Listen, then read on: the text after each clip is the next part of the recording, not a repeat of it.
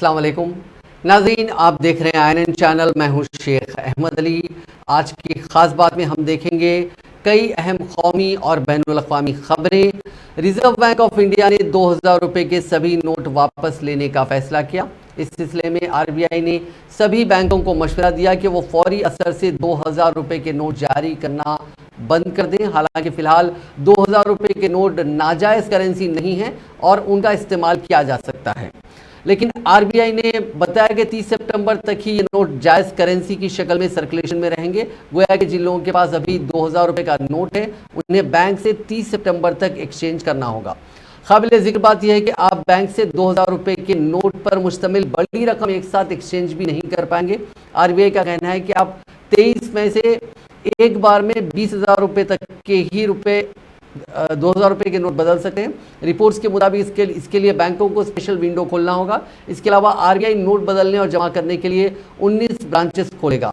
लेकिन कोई भी आपके अकाउंट में अगर आप 2000 के नोट जमा करवा रहे हैं तो इसकी कोई लिमिट मुकर्रर नहीं की गई है। आरबीआई ने एक प्रेस रिलीज में बताया कि 2018-19 में ही 2000 रुपये का नोट छापना बंद कर दिया गया था। दिलचस्प बात यह है कि 2000 रुपये के नए नोट बाजार में आए हुए अभी बहुत ज़्यादा दिन भी नहीं हुए। नवंबर 2016 में नोटबंदी के बाद 2000 रुपये के नए नोट बाजार में आए थे। नोटबंदी के वक्त 500 और 1000 रुपये के नोट को बंद किया गया था और कहा गया था कि ये कदम बदनवानी के खात्मे और छप रहे जाली नोट पर लगाम लगाने के लिए उठाया गया है। अडानी हिंडनबर्ग मामले में तश्कील दी गई माहिर कमेटी ने सुप्रीम कोर्ट में अपनी रिपोर्ट पेश कर दी है। 173 सफ़हात पर मुश्तमिल इस रिपोर्ट में बताया गया है कि सेबी की जानिब से अब तक की गई तहकीकात में अडानी ग्रुप की कोई कोताही नहीं पाई गई। इसके बरक्स ये देखा गया कि हिंडनबर्ग रिपोर्ट से पहले कुछ इदारों ने शॉर्ट पोजीशन ली और अडानी के शेयर्स के गिरने से फ़ायदा उठाया। सुप्रीम कोर्ट ने अपने साबिक जज जस्टिस अभय मनोहर सुप्रे की सदारत में तश्कील दी गई कमेटी से स्टॉक मार्केट पर हिंडनबर्ग रिपोर्ट के असरात का जायजा लेने को कहा था। इसके साथ स्टॉक मार्केट के कामकाज को बेहतर बनाने के लिए तजावीज़ देने को भी कहा गया था। कमेटी ने नोट किया कि हिंडनबर्ग रिपोर्ट का स्टॉक मार्केट पर ज्यादा असर नहीं हुआ। शुरू में अडानी के स्टॉक पर असर पड़ा, लेकिन बाद में इसमें बेहतरी आई। अडानी ग्रुप ने सरमायाकारों का एतमाद जीतने के लिए फौरी तौर पर कई इक़दाम किए जिनका असर हुआ। कमेटी ने मजीद इत्तला दी कि सेबी की तरफ से की जा रही तहकीकात भी जारी है और उसने मजीद वक्त मांगा है। अब तक की तहकीकात में सेबी को अडानी ग्रुप के खिलाफ कोई केस बनता नजर नहीं आ रहा है। ताहम अडानी से मुसल्लिक 13 गैर मुल्की इदारों की मुकम्मल रिपोर्ट अभी मौसूल नहीं हुई है। 2018 में ख़वातीन में तब्दीली की वजह से सेबी को बैरून मुल्क से मालूमात इकट्ठी करने में दुश्वारी का सामना है। रिपोर्ट में अब तक की तहकीकात के मुताबिक अडानी की कोई कमी नजर नहीं आई। कमेटी ने मुतला किया कि सेबी को अपने अंदरूनी निज़ाम से अडानी पर 4 रिपोर्ट मौसूल हुई हैं। उनमें से 2 हिंडनबर्ग से पहले और 2 बाद की थी। कांग्रेस की तर्जुमान सुप्रिया श्रीनेत ने कहा कि अडानी को क्लीन चिट देने की जो खबरें चल रही हैं वो सच्चाई से कोसों दूर है। सुप्रीम कोर्ट की कमेटी की जांच का दायरा बहुत महदूद था, लेकिन इस जांच ने कई सवाल खड़े किए हैं।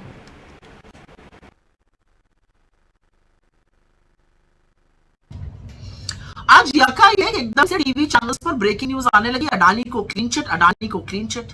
लेकिन ये सत्य से कोसों दूर है। पर पहले समझ लीजिए कि हुआ क्या।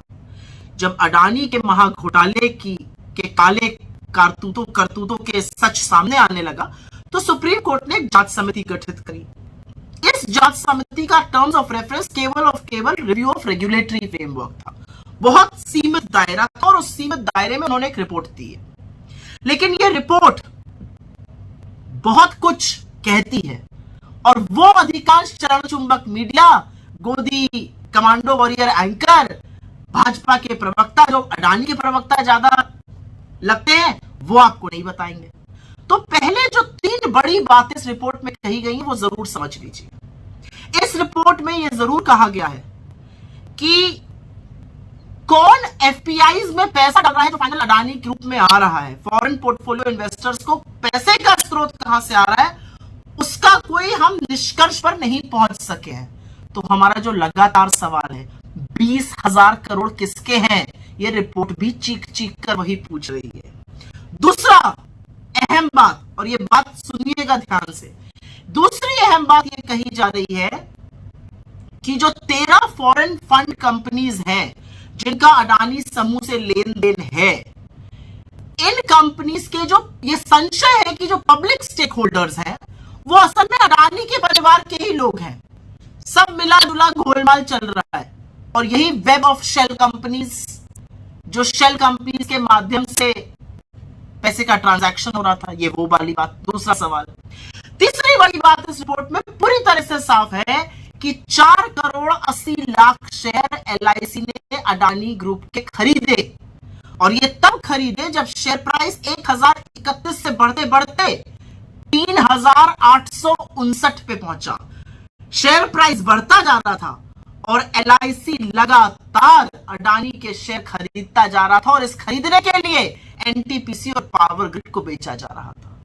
तो ये 3 बड़े सवाल, एफपीआई में का जो पैसा आता है वो 20,000 करोड़ किसके हैं, असल में ओनरशिप किसकी है, जो फॉरेन फंड्स के पब्लिक स्टेक होल्डर्स है, और एलआईसी ने ये क्यों खरीदा।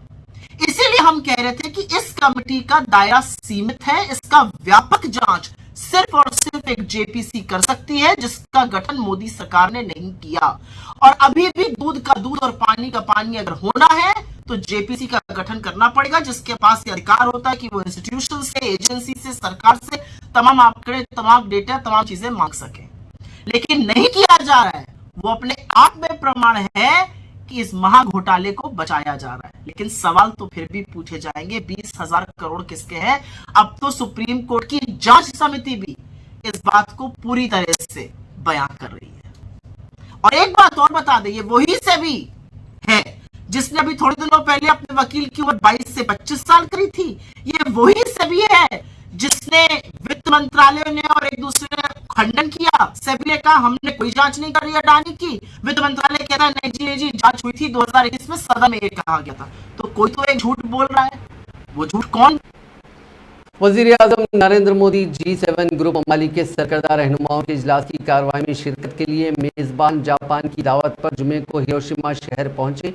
हवाई अड्डे पर मेज़बान मुल्क के हुकाम ने मोदी का इस्तकबाल किया। वज़ीर-ए-आज़म ने एयरपोर्ट पर बिछाए गए रेड कारपेट पर अपने इस्तकबाल की कुछ तस्वीर के साथ ट्वीट किया कि G7 छोटी कॉन्फ्रेंस की कार्रवाई में शिरकत के लिए हिरोशिमा पहुँच गया हूँ। मैं यहाँ मुख्तलिफ आलमी रहनुमाओं के साथ 2 तरफ़ा मुलाकातें भी करूँगा। मोदी ने जापान, पापुआ न्यू गिनी और ऑस्ट्रेलिया के दौरे के लिए सुबह रवाना होने से कबल एक बयान में कहा कि वो G7 ममालिक के साथ आलमी चैलेंजों के हल पर बातचीत के मुंतज़िर हैं। मोदी G7 छोटी कॉन्फ्रेंस के सिलसिले में 19 से 21 मई तक हिरोशिमा में होंगे और वहां से वो 21 मई को ही 2 दिन के लिए पापुआ न्यू गिनी जाएंगे। मोदी वहां से ऑस्ट्रेलिया के दौरे पर जाएंगे। ऑस्ट्रेलिया में 2 तरफा मीटिंगों के अलावा मोदी वहां क्वाड समिट में भी शिरकत करने वाले थे। अमेरिकी सदर जो बाइडेन के दौरे ऑस्ट्रेलिया का प्रोग्राम अचानक मुलतवी कर दिया गया, जिसकी वजह से अब वहां क्वाड कॉन्फ्रेंस का प्रोग्राम नहीं होगा। वज़ीर-ए-आज़म नरेंद्र मोदी जुमे को 3 ममालिक के दौरे पर रवाना हो गए। इस दौरान वज़ीर-ए-आज़म मोदी जापान में G7 सरबराही इजलास के अलावा क्वाड तंजीम के इजलास में भी शिरकत के लिए गए हैं। दरिया असरा इंडियन नेशनल कांग्रेस ने वज़ीर-ए-आज़म मोदी के बैरूनी दौरे पर सवाल खड़े किए। कांग्रेस लीडर जयराम रमेश ने वज़ीर-ए-आज़म पर तंज करते हुए ट्वीट किया। कांग्रेस के जनरल सेक्रेटरी इंचार्ज शोबे मौसलात जयराम रमेश ने कहा कि जापान के हिरोशिमा में G7 सरबराही इजलास में शिरकत करने वाले खुद साख्ता विश्व गुरु के इर्द गिर्द प्रचार की फैक्ट्री ने फर्जी बयानियां तैयार करना शुरू कर दिया है। साल 2002 में पहली मरतबा कुछ दीगर ममालिक के साथ हिंदुस्तान को मदऊ किया गया था। डॉक्टर मनमोहन सिंह मुस्तकिल तौर पर ऐसे सरबराही इजलासों में शिरकत करते थे। कांग्रेस लीडर जयराम रमेश ने कहा कि इस तरह से ढोल पीटने से न सिर्फ अजीम रहनुमा अपने मुंह मियाँ मिट्ठू बनता है, बल्कि यह हुकूमत का तसलसल और साबिका हुकूमतों के ताउन को भी खत्म कर देता है। मणिपुर के हालात को लेकर कांग्रेस पार्टी ने आज एक बार फिर बीजेपी हुकूमत को तनकीद का निशाना बनाया। एआईसीसी के रुकन पार्लियामेंट और जनरल सेक्रेटरी मुकुल वासनिक ने आज एआईसीसी हेडक्वार्टर्स पर एक प्रेस कॉन्फ्रेंस करते हुए कहा कि मणिपुर जल रहा है, लेकिन वज़ीर-ए-आज़म नरेंद्र मोदी बिल्कुल खामोश हैं। उन्होंने अब तक इस पर एक लफ्ज़ भी नहीं किया। यहाँ तक कि वज़ीर दाखिला ने भी इस मामले पर कोई बयान नहीं दिया।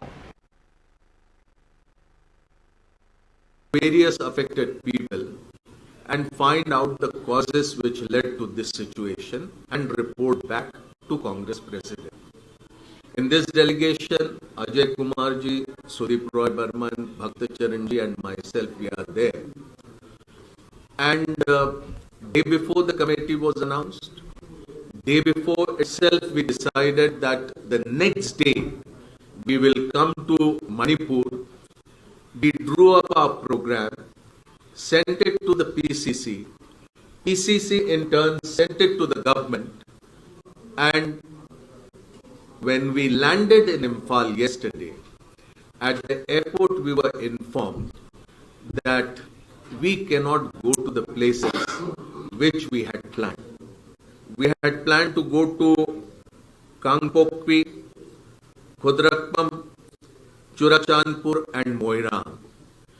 Our intention was to meet the affected people and discuss with them as to why this situation has happened.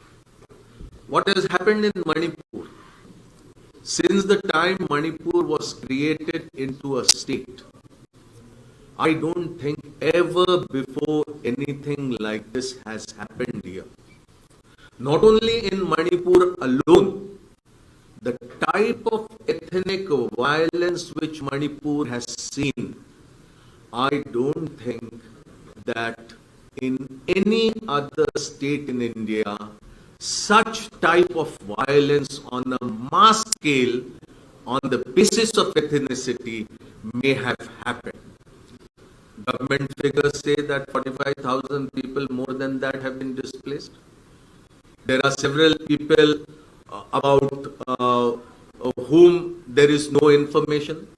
Some may have fled away to safer places. Some may have moved away.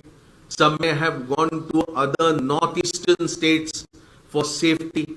Some may various affected people and find out the causes which led to this situation and report back to Congress President. In this supreme court ने जुमे को वाराणसी की ज्ञानवापी मस्जिद के हादसे से गुज़िश्ता साल हुई वीडियोग्राफी सर्वे के दौरान बरामद मुबैना शिवलिंग के कार्बन डेटिंग समेत साइंसी सर्वे के हुक्म पर रोक लगा दी। साइंसी सर्वे कराने का हुक्म इलाहाबाद हाईकोर्ट ने सादर किया था, जिसके खिलाफ मस्जिद इंतजामिया कमेटी ने अदालत उज़्मा से रुजू किया था। ख्याल है कि ज्ञानवापी मस्जिद की वीडियोग्राफी सर्वे के दौरान मस्जिद के वजू खाने से यह मुबैना शिवलिंग बरामद हुआ था, जिसके बारे में मुस्लिम फरीक का कहना है कि कोई शिवलिंग नहीं है बल्कि वजू खाने में नस्ब किया गया फवारा है। वहीं हिंदू फरीक का दावा है कि शिवलिंग ही है और हिंदुओं को इसकी पूजा करने की इजाज़त मिलनी चाहिए। Chief justice DY Chandrachud, justice PS Narasimha और जस्टिस केवी विश्वनाथन पर मुश्तमिल बेंच ने कहा कि इलाहाबाद हाईकोर्ट के मुबैना शिवलिंग की कार्बन डेटिंग की इजाज़त देने वाले हुक्म से इससे होने वाले नुकसान की बारीक बीनी से जांच पड़ताल किए जाने की ज़रूरत है। बेंच ने मज़ीद कहा कि हुक्म से मुताल्लिक़ा हिदायत पर अमल दरामद अगली तारीख तक मौखर की जाती है। सुप्रीम कोर्ट ने हुक्म इलाहाबाद हाईकोर्ट के आर्कियोलॉजिकल सर्वे ऑफ इंडिया को मुबैना शिवलिंग की कार्बन डेटिंग करने की इजाज़त देने के हुक्म के खिलाफ अंजुमन इस्लामिया मस्जिद कमेटी, जो वाराणसी में ज्ञानवापी मस्जिद का इंतजाम संभालती है, उसकी तरफ से दायर स्पेशल लीव पिटीशन की समाअत के बाद जारी किया। रियासत उत्तर प्रदेश की तरफ से solicitor general of India Tushar Mehta पेश हुए और उन्होंने भी साइंसी सर्वे के दौरान ढांचे को पहुंचने वाले नुकसान पर तशवीश का इजहार किया। कबल मुबैना शिवलिंग की साइंसी तहकीकात की दरखास्त सितंबर 2022 में वाराणसी कोर्ट के सामने पेश की गई थी। उस अर्जी को भी उसी मकाम यानी वजू खाने की हिफाजत के सुप्रीम कोर्ट के हुक्म को मद्देनजर रखते हुए मुस्तरद कर दिया गया था। सुप्रीम कोर्ट ने मध्य प्रदेश के कूनो नेशनल पार्क में 2 माह के अंदर 3 अफ्रीकी चीतों की मौत पर तशवीश जताई है। कोर्ट ने चीतों की हिफाजत को देखते हुए मरकज को सियासत से ऊपर उठते हुए उन्हें राजस्थान शिफ्ट करने पर गौर करने को कहा। अदालत ने महकमे जंगलात को 15 दिन के अंदर चीता टास्क फोर्स बनाने की तजवीज़ दी। जस्टिस BR गवाई और जस्टिस संजय कौल की बेंच ने कहा कि एक्सपर्ट रिपोर्ट से लगता है कि चीतों की बड़ी आबादी के लिए कूनों में जो मकाम और जो वसाइल दिए गए वो नाकाफ़ी हैं, इसलिए मरकजी हुकूमत का दूसरे पार्क या सेंचुरी में चीतों की शिफ्टिंग करने पर गौर करना चाहिए। कोर्ट ने पूछा कि आप राजस्थान में जगह तलाश क्यों नहीं करते, सिर्फ इसलिए कि वहां अपोजिशन पार्टी की हुकूमत है।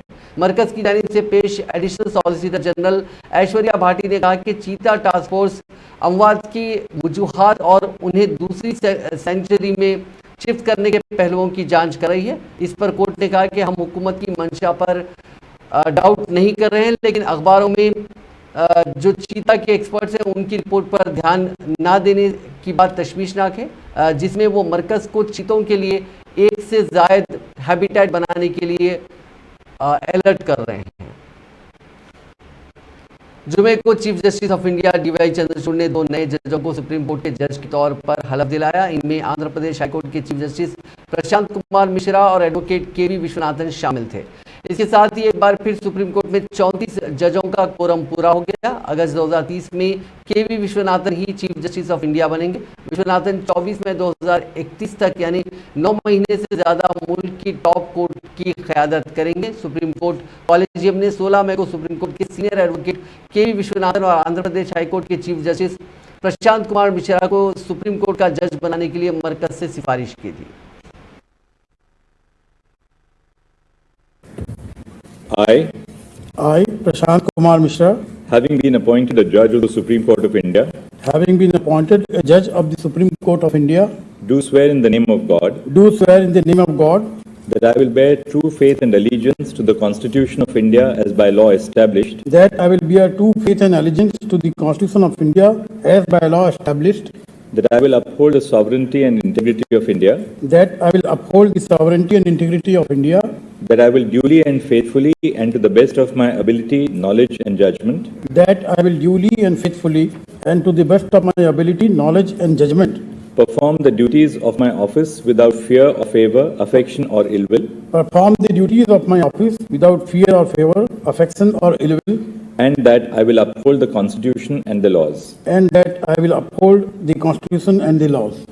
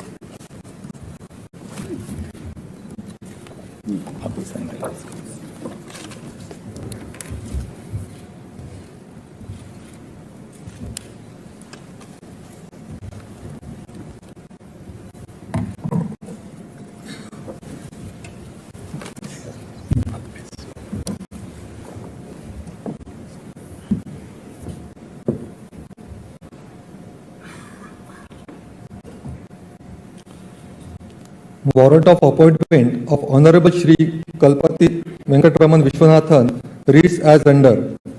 By virtue of the power vested in me by Clause 2 of Article 124 of the Constitution of India, I, Draupadi Murmu, President of India, do hereby appoint Shri Kalpati Venkatraman Vishwanathan to be a judge of the Supreme Court of India with effect from the date he assumes charge of his office.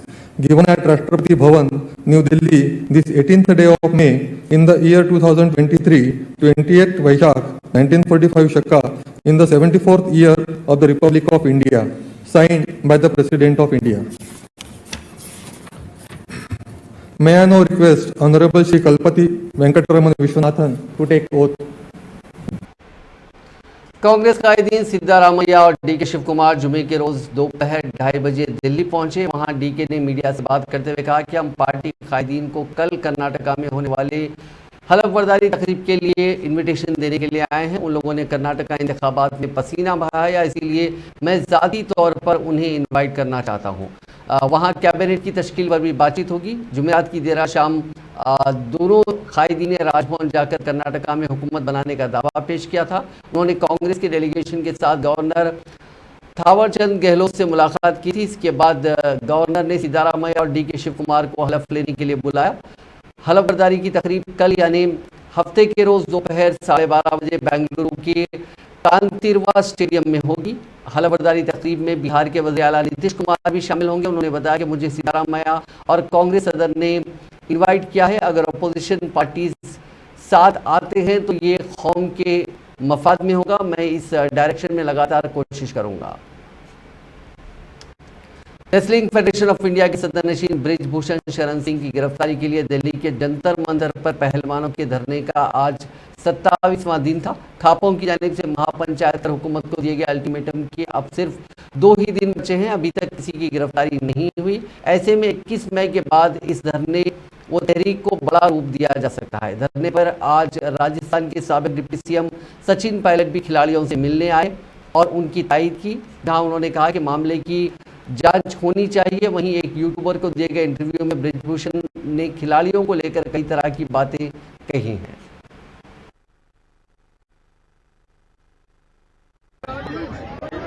सम्मान करते हैं, हमने यहाँ पर सम्मान की गरिमा बढ़ाई, मान सम्मान का बेटियों का आपका बहुत बहुत आभार।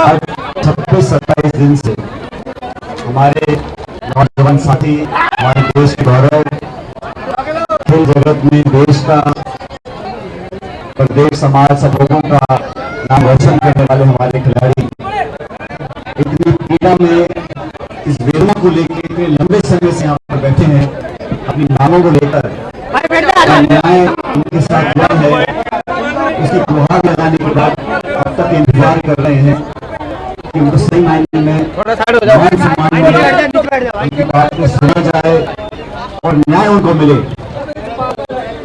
जब इस देश का नौजवान, किसान और पहलवान अगर खुश नहीं है तो देश खुश नहीं हो सकता। आज मुझे बड़ा दुख है, हमारे साथी जो आज आपसे मिलने के लिए आए हैं, हमारे कुछ विधायक महोदय हैं, राजस्थान प्रदेश से आए हैं अपना समर्थन देने और इस बात को रेखांकित करने के लिए कि अगर सब कुछ ठीक है, न्याय मांगने वाले को अगर न्याय नहीं मिलेगा और न्याय समय पर नहीं मिलता तो बहुत बड़ा अन्याय नौजवानों के साथ होता है। हम इतना ही चाहते हैं कि निष्पक्ष जांच हो, जो न्याय की गुहार हमारे वो खिलाड़ी लगा रहे हैं, जिनको अखबार टेलीविजन में देखकर हमें हमारा फख्र होता है, हमारा माथा ऊंचा होता है। वो लोग अगर आज आंसू बहा रहे हैं, दुखी हैं, परेशान हैं, उनकी बात सुनकर कानून में दायरे में रहते हुए अगर न्याय दिलाने में कहीं देरी हो रही है तो हम सबको उस पर मंथन करना पड़ेगा कि ऐसा क्यों हो रहा है, किसके दबाव में हो रहा है। मैं तो चाहता हूं कि हमारे बेटे बेटियां, और ये बात किसी एक प्रदेश की नहीं है, एक जाति, एक बिरादरी, एक धर्म भी नहीं है। नौजवान जब जीत कर आए थे मेडल हमारे देश के लिए तो पूरे संपूर्ण भारत वर्ष का नाम रोशन किया था। इसलिए बहुत दुख हमें होता है कि इतने लंबे समय के बाद भी आज इन लोगों को संतुष्ट नहीं कर पा रहे हैं। मैं आग्रह करूंगा आप सब लोगों से और जो हमारी बात को सुन रहे हैं कि जल्द से जल्द इनकी जो वाजिब मांगे हैं उन पर कार्रवाई हो।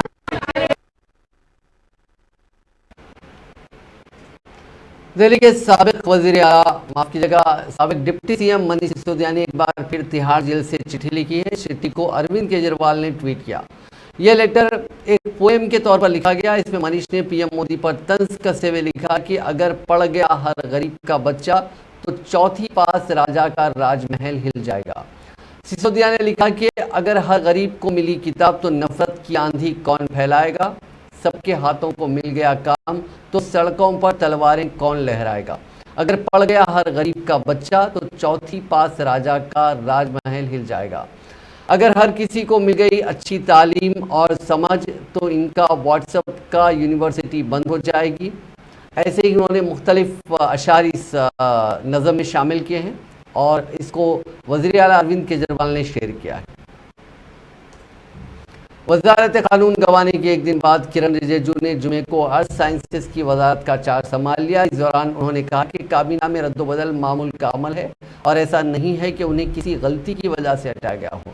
उन्होंने कहा कि वज़ीर आज़म मोदी पर मुनहसर है कि वो किसको क्या जिम्मेदारी सौंपते हैं। ख्याल रहे कि अरुणाचल मगरबी लोकसभा सीट से एमपी किरण रिजिजू को 2021 में काबीना की तोसी के दौरान वजीर कानून बनाया गया था। जुमेरात को उनसे वजारत कानून का कलमदान वापस ले लिया गया। अब उन्हें अर्थ साइंसेज की वजारत की जिम्मेदारी सौंपी गई, जबकि उनकी जगह अर्जुन राम मेघवाल को वजीर कानून बनाया गया है। टीचर्स के भर्ती घोटाले में टीएमसी कायद अभिषेक बैनर्जी को सीबीआई ने 20 मई को पूछताछ के लिए समन किया है। जांच एजेंसी का नोटिस मिलने के बाद अभिषेक ने अपने जनसंपर्क अभियान को आर्जी तौर से रोकने का फैसला किया। उन्होंने मीडिया से बात करते हुए कहा कि एजेंसी ने मुझे कल सुबह 11 बजे बुलाया है, इसलिए मैं आज रात कोलकाता लौट रहा हूं। अभिषेक ने कहा कि मेरे दिल में जुडिशरी और अदालत के लिए काफ़ी एहतराम है। मुझे जांच एजेंसियों के साथ ताउन करने में कोई मसला नहीं है। इससे पहले भी मरकज़ी एजेंसियों ने मुझसे पूछताछ के लिए बुलाया था तो मैंने उनका ताउन किया था। तवील इंतजार के बाद आज इलाहाबाद हाईकोर्ट की लखनऊ बेंच ने प्रभात गुप्ता कत्ल मामले में अपना फैसला सुनाया। मरकजी वजीर ममलिकत अजय मिश्रा टेनी को इस कत्ल मामले में सेशंस कोर्ट ने बरी करार दिया था, जिसके खिलाफ रियासती हुकूमत ने हाई कोर्ट में अर्जी दाखिल की थी। इस अर्जी को अदालत ने खारिज करने का फैसला सुनाया, जो कि अजय मिश्रा टेनी के लिए राहत भरी खबर है। यानी अजय मिश्रा टेनी को सेशंस कोर्ट के जरिए जो बरी किए जाने का फैसला किया गया था वो बरकरार रहेगा। काबिल जिक्र है कि लखीमपुर खीरी में 2000 में हुए प्रभात गुप्ता कत्ल मामले में 21 फरवरी को केस की समाअत के बाद लखनऊ बेंच ने फैसला महफूज रख लिया था। इससे कबल अदालत ने 10 नवंबर 2022 को भी फैसला महफूज रखा था, लेकिन समाअत करने वाली बेंच ने कुछ नुकात की वजाहत के लिए दोबारा समाअत की थी। माली साल 2022-23 में दिफाई पैदावार की कीमत पहली बार 1 लाख करोड़ रुपए के हिस्से को अबूर कर गई। इस वक्त मालियत 1,06,800 करोड़ रुपए है और जब बाकी निजी दिफाई सनतों से डेटा मौसूल हो जाएगा तो ये मजीद बढ़ जाएगी। माली साल 2022-23 में दिफाई पैदावार की मौजूदा कीमत माली साल 2021-22 के मुकाबले में 12% से ज़्यादा का इजाफा है। पहले तादाद 95,000 करोड़ रुपए थी। हुकूमत दिफाई सनतों और उनके अंजुमनों के साथ मिलकर काम कर रही है ताकि उन्हें दरपेश चैलेंजेस को दूर किया जा सके और मुल्क में दिफाई पैदावार को फ़रोग़ दिया जा सके। कारोबार करने में आसानी के मकसद को हासिल करने के लिए मुतअद्दिद पॉलिसी इस्लाहात की गई हैं, बशमूल MSMEs और स्टार्टअप्स का सप्लाई चेन में इंतजाम। इन पॉलिसियों की वजह से सनतें बशमूल MSMEs और स्टार्टअप्स दिफाई डिज़ाइन, तरक्की और मैन्युफैक्चरिंग में आगे बढ़ रही हैं और पिछले 7-8 सालों में हुकूमत की तरफ से सनतों को जारी किए गए दिफाई लाइसेंसों की तादाद तकरीबन 200% से ज़्यादा बढ़ी है। यूक्रेन के सदर व्लादिमीर ज़ेलेंस्की जुमे के रोज़ सऊदी अरब पहुंचे। वहां उन्होंने अरब लीग समिट को मुखातिब किया। उन्होंने रूस यूक्रेन जंग के बीच अपने मुल्क के लिए ताउन मांगा। कहा जिन लोगों ने यूक्रेन से नजरें फेर ली, जो यूक्रेन की हालत नहीं देख पा रहे हैं, मैं उनसे कहना चाहूँगा कि एक बार ईमानदारी से जंग के हालात को समझे। हम अमन और इंसाफ चाहते हैं। हमारे पास उतनी मिसाइलें नहीं हैं जितनी हमारे दुश्मन के पास हैं। ज़ेलेंस्की ने कहा कि ईरान जंग में रूस को ड्रोन भेज रहा है। हमारे पास ज़्यादा हथियार भी नहीं है, लेकिन हम डटे हुए हैं क्योंकि सच्चाई हमारे साथ है।